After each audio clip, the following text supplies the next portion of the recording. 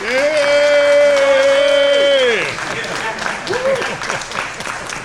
Thank you, Bill, and thank you, everyone else.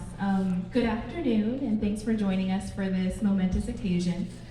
We are here to celebrate America's first self-made millionaire in the hair care industry and one of America's first major Black philanthropists, Annie Malone. And I am honored to make my curatorial debut telling this story.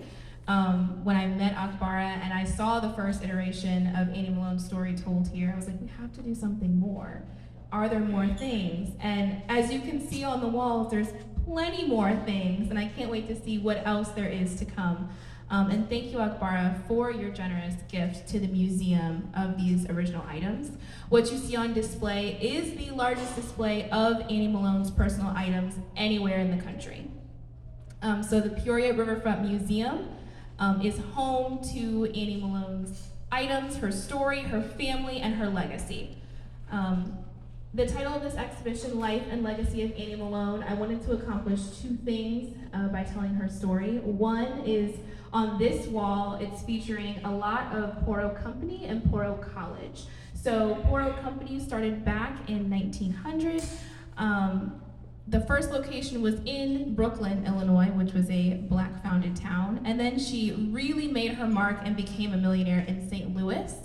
And she stayed there from 1902 to 1930 and then moved up to Chicago in the Bronzeville area. So to put this exhibition in this space, shared with Preston Jackson's Bronzeville to Harlem, an American Story, they're happening at the same time. So these stories go together. Nothing in history happens in a vacuum, and so it was wonderful to be able to pull those connections between the two installations. And then on the wall that's farthest over there, it's telling the story of her philanthropy.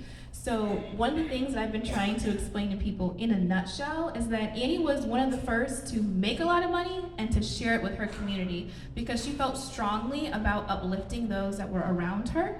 She was a devout follower of Booker T. Washington's style of education, where it was focus on a trade that's going to be useful to you, become an entrepreneur, be a self-starter, and become financially independent, and that was going to be the way to lift the Black community. So she used her wealth not to hoard it for herself, but to share it with those that were like her.